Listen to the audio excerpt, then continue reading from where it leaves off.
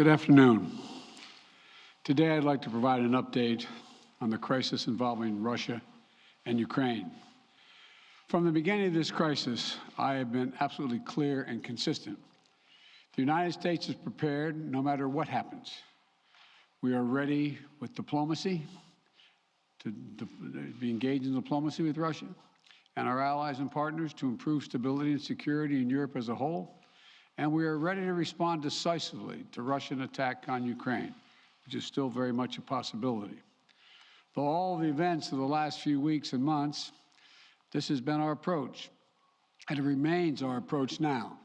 So today I want to speak to the American people about the situation on the ground, the steps we've taken, the actions we're prepared to take, and what's at stake for us and the world, and how this may impact on us here at home. For weeks now, together with our allies and partners, my administration has engaged in non-stop diplomacy. This weekend, I spoke again with President Putin to make clear that we are ready to keep pursuing high-level diplomacy, to reach written understandings among Russia, the United States, and the nations of Europe to address legitimate security concerns, if that's his wish. Their security concerns and ours.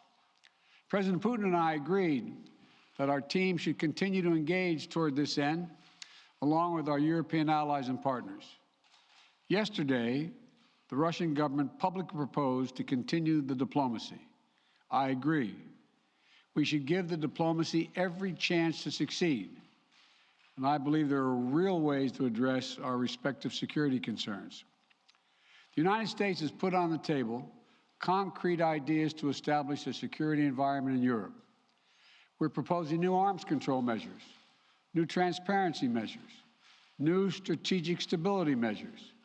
These measures would apply to all parties, NATO and Russia alike.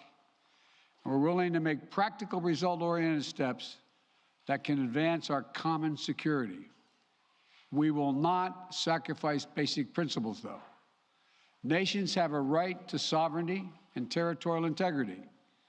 They have the freedom to set their own course and choose with whom they will associate. But that still leaves plenty of room for diplomacy and for de-escalation. That's the best way forward for all parties, in our view. We'll continue our diplomatic efforts in close consultation with our allies and our partners. As long as there is hope of diplomatic resolution that prevents the use of force and avoids incredible human suffering that would follow, we will pursue it. The Russian defense minister reported today that some military units are leaving their positions near Ukraine. That would be good, but we have not yet verified that. We have not yet verified the Russian military units are returning to their home bases. Indeed, our analysts indicate that they remain very much in a threatening position. And the fact remains, right now, Russia has more than 150,000 troops encircling Ukraine and Belarus and along Ukraine's border. An invasion remains distinctly possible. That's why I've asked several times that all Americans in Ukraine leave now before it's too late to leave safely. It is why we have temporarily relocated our embassy from Kyiv to Lviv in western Ukraine, approaching the Polish border. And we've been transparent with the American people and with the world about Russia's plans and the seriousness of the situation so that everyone can see for themselves what is happening. We've shared what we know and what we're doing about it. Let me be equally clear about what we are not doing. The United States and NATO are not a threat to Russia. Ukraine is not threatening Russia. Neither the U.S. nor NATO have missiles in Ukraine. We do not have plans to put them there as well. We're not targeting the people of Russia. We do not seek to destabilize Russia. To the citizens of Russia, you are not our enemy. And I do not believe you want a bloody, destructive war against Ukraine, a country and a people with whom you share such deep ties of family, history, and culture. 77 years ago, our people fought and sacrificed side by side to end the worst war in history. World War II was a war of necessity.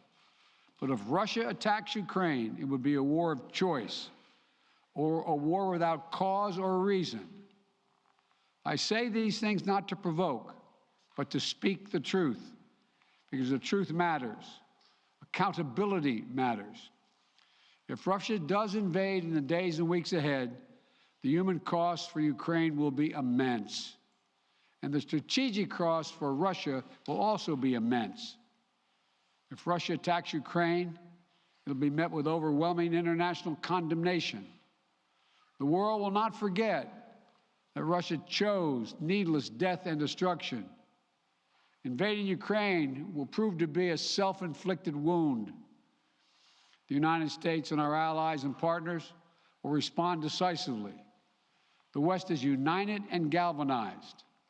Today, our NATO allies and the alliance is as unified and determined as it has ever been. And the source of our unbreakable strength continues to be the power, resilience, and universal appeal of our shared democratic values. Because this is about more than just Russia and Ukraine. It's about standing for what we believe in, for the future we want for our world, for liberty, the right of countless countries to choose their own destiny, and the right of people to determine their own futures, for the principle that a country can't change its neighbor's borders by force. That's our vision. And toward that end, I'm confident that vision, that freedom, will prevail. If Russia proceeds, we will rally the world to oppose its aggression. The United States and our allies and partners around the world are ready to impose powerful sanctions on export controls, including actions that we did not pursue when Russia invaded Crimea in eastern Ukraine in 2014. We will put intense pressure on their largest and most significant financial institutions and key industries. These measures are ready to go as soon and if Russia moves. We'll impose long-term consequences that will undermine Russia's ability to compete economically and strategically. And when it comes to Nord Stream 2, the pipeline that would bring natural gas from Russia to Germany, if Russia further invades Ukraine, it will not happen. While I will not send American servicemen to fight in Ukraine, we have supplied the Ukrainian military with equipment to help them defend themselves. We provided training and advice and intelligence for the same purpose. And make no mistake, the United States will defend every inch of NATO territory with the full force of American power. An attack against one NATO country is an attack against all of us. And the United States' commitment to Article 5 is sacrosanct. Already, in response to Russia's buildup of troops, I've sent additional U.S. forces to bolster NATO's eastern flank. Several of our allies have also announced they'll add forces and capabilities to ensure deterrence and defense along NATO's eastern flank. We will also continue to conduct military exercises with our allies and partners to enhance defensive readiness. And if Russia invades, we'll take further steps to reinforce our presence in NATO, reassure us for our allies, and deter further aggression. To be clear, if Russia decides to invade, that would also have consequences here at home. But the American people understand that defending democracy and liberty is never without cost. This is a cause that unites Republicans and Democrats. And I want to thank the leaders and members of Congress of both parties who've forcefully spoken out in defense of our most basic, most bipartisan, most American principles. I will not pretend this will be painless. There could be impact on our energy prices. So we are taking active steps to alleviate the pressure on our own energy markets and offset raising prices. We're coordinating with major energy consumers and producers. We're prepared to deploy all the tools and authority at our disposal to provide relief at the gas pump. And I'll work with Congress on additional measures to help protect consumers and address the impact of prices at the pump. We are not seeking direct confrontation with Russia, though I've been clear that if Russia targets Americans in Ukraine, we will respond forcefully. And if Russia attacks the United States or our allies through asymmetric means, like disruptive cyber attacks against our companies or critical infrastructure, we are prepared to respond. But we're moving in lockstep with our NATO allies and partners to deepen our collective defense against threats in cyberspace. Two paths are still open. For the sake of historic responsibility, Russia and the United States share for global stability, for the sake of our common future, to choose diplomacy. But let there be no doubt.